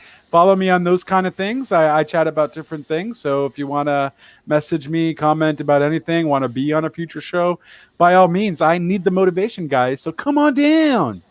And back to you. So I'm gonna give a quick non-wrestling review of something that my wife and I watched the other day, and that was the Friends reunion. That's snap. great, isn't it? It I'm was worried awesome. about Chandler in real life, though. No, Well, he okay. apparently had a dentist appointment. That's the day. deal. He had an emergency dental surgery earlier in that day. And he's a recovering addict, so he was not on painkillers, so he was in pain from recovering from it. But he still showed up to do it. I think it was probably removing some teeth and putting in some new dentures or something. That's But we why don't the know front for teeth look so white. Okay, that makes sense. and why you'd see him occasionally like hold his jaw like this because he was in pain. So he was a trooper for coming up to it.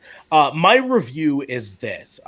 People who've listened to this show, we've mentioned Friends a few times before, and it might come off like I was not the biggest fan of Friends in some of those ones because I refer to them as garbage people. In reality, they were garbage people. None of them were likable by themselves, right? However, I found myself getting oddly emotional watching that reunion. Like crazy. Like my wife looked over at me and said, "Are you okay?" And I'm like, "Yeah, it's just so nice seeing them all together again." So What got me was maybe when they did the whole around the world, what Friends did to other people around the world. That was crazy cool. I was like, damn. And then some people had got relationships together. It made a girl propose to her boyfriend kind of thing. It was all really cool things with that too. Like it was really well done. I maybe didn't get as emotional as you. I think I got more emotional with the Fresh Prince reunion. I think my because of wife maybe pointed father. out. My wife pointed out, I think it might be generational a bit, because both DA Fabe and I are a little bit older than you, not a ton, but a little bit older. And so Easers. Friends was like when it came out, they were basically my age. You know what I mean? And so even though I wasn't living in a hip apartment in New York City and I didn't have vaguely ambiguous jobs that must pay a lot of money because I could afford a really nice apartment or whatever, I did have a group of friends that I hung out with a lot at the time. In a coffee shop? Not in a coffee shop, but like my best friends at the time, and still some of my best friends in life. They were effectively my roommates. I lived in one apartment. They lived in the apartment next door. We even had an adjoining door between our apartments because it was an old converted house. Oh, snap. So it was effectively one big apartment with these three guys who were the bestest of friends, which effectively was like Joey and Chandler living there, right across from some of their other best friends. So there were a lot of those little things there that it hit me. And I was always a Chandler fan. But there were things that probably didn't hit me as much when watching the show that it hit me later on. For instance, and we're not going to get too much into this. I have another podcast that I host with my wife where we talk about our struggles with infertility and trying to have our baby. Which is a storyline in Friends that at the time that Friends came out was not even in my mind because I hadn't met my wife yet for most of it. And by the time I had, Friends was almost over, and we still didn't get married until later, and didn't even start trying to have kids till later. So I didn't know of the struggle with infertility that I would go through. And they on this show, Chandler and Monica, struggled with it and eventually adopted the twins and big emotional storyline there. And those were some of those emotional things that I got like caught up in. But even other ones like the table reads where they had Ross and Rachel reread their final scene together. That they had a crush on each other too was crazy. I'm like, oh, that explains how good your chemistry was, because some of that was legit. Yeah. Like, yeah. But the table read that they had for their final appearance, the table read they had, didn't they do one for their Well, they did when she came back, when she said yes, the airport. Yeah. That was cool. That table read for that. So, anyways, a lot of those things there kind of hit me. And Justin Bieber didn't ruin it, ladies and gentlemen. Justin Bieber was Mr. Sputnik, came out and then bounced. I was like, oh, good. Justin Bieber was just there and gone. Okay, cool. Yeah. So, I almost didn't recognize Lady Gaga when she came in, but that's beside the point altogether. That was cool. Like, she did Smelly Cat. That was pretty awesome. I was like, who is this Rudy Poo girl coming in the middle of Smelly Cat ruining this? And I was like, wait a second. Oh, wait. No. Oh, that's Lady Gaga. Never mind. Oh, raw. Anyway, but this is not a Friends Reunion review podcast. Nope. This is a wrestling podcast. So we will wrap things up for the Fantasy Booking Institute.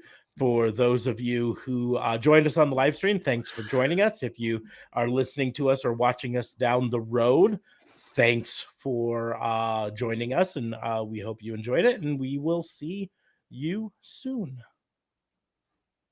Whoop. Deuces. Deuces.